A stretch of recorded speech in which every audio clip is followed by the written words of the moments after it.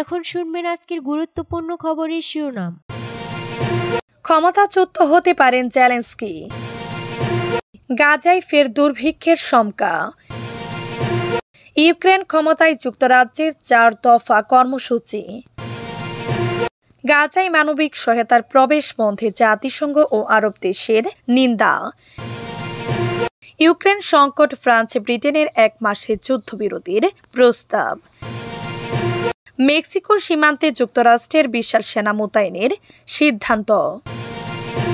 ক্ষমতাচ্যুত হতে পারেন জেলেনস্কি।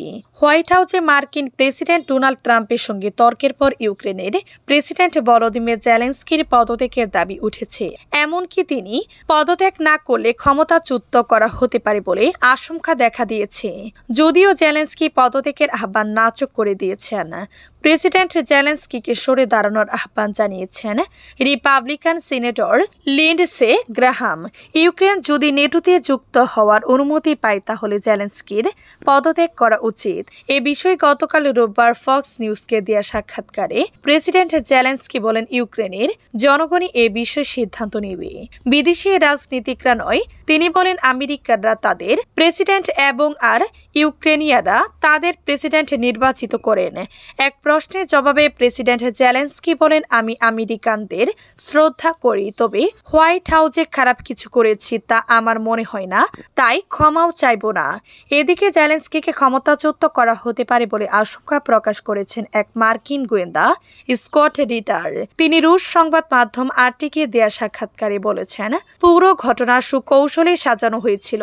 জেলেনস্কিকে ক্ষমতাচ্যুত করতেই তাকে ট্রাম্পের সঙ্গে বাকবিতণ্ডায় জড়ানো হয়। স্কট বলেন, বৈঠকে ট্রাম্পের সঙ্গে তর্ক করে ইউক্রেনের প্রেসিডেন্ট নিজের পায়ে কুড়াল মেরেছেন আর যুক্তরাষ্ট্রের সঙ্গে সম্পর্ক নষ্ট হওয়ায় জেলেনস্কি এবার ইউক্রেনের প্রেসিডেন্টের পদ হারাতে যাচ্ছেন বলেও দাবি করেন সাবেক এই মার্কিন গোয়েন্দা কর্মকর্তা। গাজায় ফের দুর্ভিক্ষের শঙ্কা। গাজায় আবারও সব ধরনের খাদ্য ও অন্যান্য পণ্য প্রবেশ বন্ধ করে দিয়েছে ইসরায়েল। জাতিসংঘ এবং অন্যান্য মানবিক সহায়তা সংস্থাগুলো এই সিদ্ধান্তের তীব্র সমালোচনা করেছে এবং এটিকে আন্তর্জাতিক আইনের লঙ্ঘন বলে আখ্যায়িত করেছে। রবিবার ইসরায়েলের প্রধানমন্ত্রী বেনিয়ামিন নেতানিয়াহু গাজা যুদ্ধবিরতির দ্বিতীয় ধাপে এগোনোর প্রস্তাব প্রত্যাখ্যান করেন এবং স্বীকার করেন যে তিনি গাজার জনগণের উপর ক্ষুধা চাপিয়ে দিয়ে হামাসের উপর চাপ সৃষ্টি করেছেন। প্রথম ধাপের যুদ্ধবিরতি চুক্তির মেয়াদ শেষ হওয়ার কয়েক ঘন্টা পরই ইসরায়েল গাজায় মানবিক সহায়তা প্রবেশ বন্ধ করে দেয়। ইসরায়েলের সিদ্ধান্তের বিরুদ্ধে কঠোর নিন্দা জানিয়েছে বিভিন্ন দেশ ও সংস্থা। সৌদি আরবের পররাষ্ট্র মন্ত্রণালয় বলেছে এটি অন্যায় দাবি আদায়ের অস্ত্র।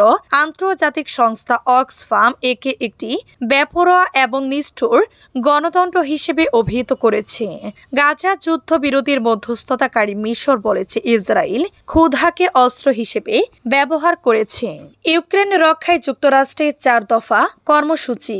ইউক্রেন যুদ্ধ বন্ধে রাশিয়ার সঙ্গে সমঝোতা করতে পদত্যাগ নেয়ার ব্যাপারে একমত হয়েছেন ইউরোপীয় নেতারা। এ লক্ষ্যে 4 দফা পরিকল্পনা প্রকাশ করা হয়েছে। রবিবার 2 মার্চ ইউক্রেন নিয়ে আলোচনা করতে যুক্তরাজ্যের রাজধানী লন্ডনে এক সম্মেলনে বসেছিলেন ইউরোপের বিভিন্ন দেশের রাষ্ট্র ও সরকারের প্রধানরা। বৈঠকে কিয়ার স্টারমার জানিয়েছেন যুদ্ধ বন্ধ করতে এবং ইউক্রেনকে রক্ষা করতে 4 দফা কর্মসূচি নিয়ে চলতে চান তারা। স্টারমার বলেছেন তারা ইউক্রেন নিয়ে কোয়ালিশন অফ দ্য উইলিং বা ইচ্ছুক দেশগুলোর জোট গঠনের চেষ্টা করবেন। তারা ইউক্রেনের জন্য আমেরিকার সমর্থনও চাইবেন। এই শীর্ষ বৈঠকে ইউক্রেনের প্রেসিডেন্ট ভলোদিমির জেলেনস্কি সহ 18 জন শীর্ষ নেতা যোগ দিয়েছেন। সেখানে স্টারমার বলেন, আমরা ইতিহাসের একটা গুরুত্বপূর্ণ মোড়ে দাঁড়িয়ে আছি।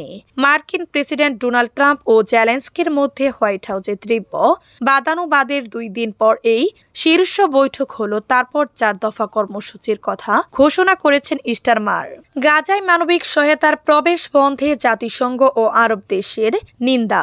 গাজা উপত্যকায় সব মানবিক সহায়তার প্রবেশ বন্ধ করা ইসরায়েলের প্রতি নিন্দা জানিয়েছে বেশ কয়েকটি আরব দেশ ও জাতিসংঘ। গতকাল রোববার গাজায় ত্রাণ ও পণ্যের প্রবেশ বন্ধ করে দেয় ইসরায়েল।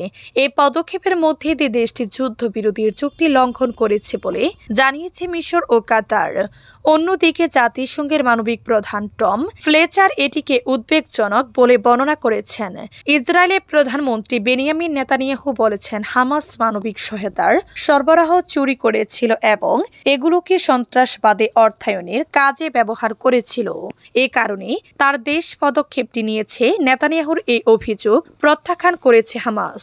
গত শনিবার যুদ্ধবিরতির প্রথম ধাপের মেয়াদ শেষ হওয়ার পর যুক্তরাষ্ট্র এটির মেয়াদ বাড়ানোর যে প্রস্তাব দিয়েছিল তা হামাস প্রত্যাখ্যান করেছে বলেও অভিযোগ করেন তিনি।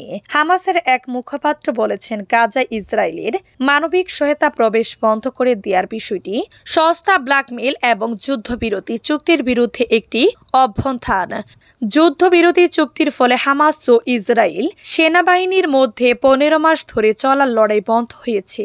এই চুক্তির অধীন প্রায় 1900 ফিলিস্তিনি বন্দী ও আটক ব্যক্তিকে মুক্তি দেওয়ার বিনিময়ে 33 জন ইসরায়েলি জিম্মিকে ফেরত পাঠাতে রাজি হয়েছে হামাস। ইউক্রেন সংকট, ফ্রান্স ব্রিটেনের 1 মাসের যুদ্ধবিরতির প্রস্তাব। ইউক্রেনের আকাশ ও সমুদ্রে 1 মাসের যুদ্ধবিরতির প্রস্তাব দিয়েছে ফ্রান্স ও ব্রিটেন। গতকাল রবিবার লন্ডনে অনুষ্ঠিত সংকট বৈঠকের পর ফরাসি প্রেসিডেন্ট এমানুয়েল মাখরো এ তথ্য জানান। সৌদি আরবের সংবাদ মাধ্যম আরব নিউজ এক প্রতিবেদনে জানিয়েছে, ইউক্রেনের প্রতি সমর্থন বাড়াতে ইউরোপীয় জিডিপির 3% থেকে 3.5% উন্নীত করা প্রয়োজন বলে মত দিয়েছেন মাখরো। লন্ডনে অনুষ্ঠিত বৈঠকে ইউরোপীয় নেতারা কিয়েভের প্রতি তাদের সমর্থন পুনর্ব্যক্ত করেন এবং একটি নতুন নিরাপত্তা জোট গঠনের উদ্যোগ নেন। এদিকে বৈঠকের কয়েকদিন আগে যুক্তরাষ্ট্রের প্রেসিডেন্ট ডোনাল্ড ট্রাম্প প্রকাশ্যে ইউক্রেনের প্রেসিডেন্ট ভলোদিমির জেলেনস্কিকে ভর্ৎসনা করেন। এতে ইউক্রেন ও নেটোর প্রতি মার্কিন অঙ্গীকার নিয়ে নতুন প্রশ্ন দেখা দিয়েছে। যুক্তরাজ্যের প্রধানমন্ত্রী কিয়ার স্টারমার বলেন, ব্রিটেন, ফ্রান্স এবং অন্যান্য ইউক্রেনের সঙ্গে মিলে যুদ্ধ বন্ধের একটি পরিকল্পনা তৈরি করবে, যা পরে যুক্তরাষ্ট্রের কাছে উপস্থাপন করা হবে। তিনি আরো বলেন, এটি আলোচনার সময় নয়, এখন কাজের সময়। মেক্সিকো সীমান্তে যুক্তরাষ্ট্রের বিশাল সেনা মোতায়েনের সিদ্ধান্ত। যুক্তরাষ্ট্র নিজের দক্ষিণ সীমান্তে আরও প্রায় 3000 সেনা মোতায়েন করবে। যুক্তরাষ্ট্রের প্রতিরক্ষা মন্ত্রণালয় জানায়, নর্দার্ন কমান্ড নর্থকম এক বিবৃতিতে জানিয়েছে যে দ্বিতীয় স্ট্রাইকার ব্রিগেড কমব্যাট টিম এসসিপিটি থেকে প্রায় 2400 সেনা এবং তৃতীয় কমব্যাট এভিয়েশন ব্রিগেড থেকে 500 সেনা মেক্সিকো সীমান্তে পাঠানো হবে। জার্মান সংবাদ মাধ্যম ডিডব্লিউ থেকে এ তথ্য জানা গেছে। নর্থকমের কমান্ডার জেনারেল গ্রেগরি কুইলোট বলেছেন, সেনা মোতায়েনের ফলে ওই সীমান্তে অবৈধ অভিবাসন এবং মাদকের প্রবাহ বন্ধে আরও সক্ষমতা এবং কৌশলগত সুবিধা পাওয়া যাবে। তবে সেনারা সরাসরি আটক বা নির্বাসন প্রতিক্রিয়ার সঙ্গে যুক্ত থাকবে না বলেছে প্রতিরক্ষা মন্ত্রণালয়। তাদের দায়িত্বের মধ্যে থাকবে নজরদারি ও পর্যবেক্ষণ, প্রশাসনিক সহায়তা,